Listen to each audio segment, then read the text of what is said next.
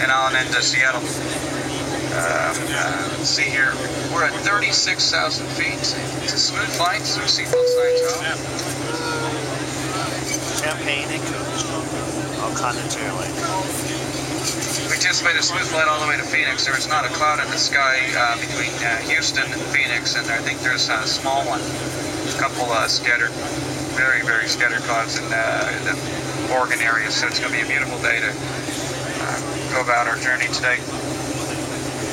Phoenix right now is going for calm winds, clear skies, temperatures of somewhat pleasant 70 degrees. I'm not sure it's going to heat up a little bit as the day progresses to about 80 degrees.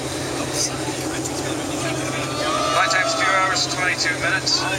Let's see here, we took off with just a bit of information. If you guys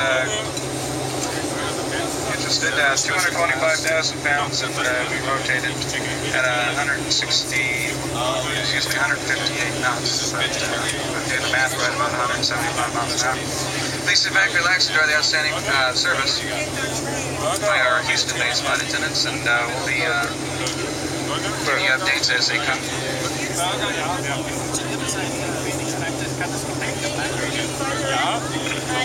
Wir parken an einer Position, die wird uns weggenommen. Das Flugzeug wird so gereinigt. Natürlich, die Leute wissen, dass sie nichts anfassen sollen und so weiter, aber es besteht ein bestimmtes Risiko.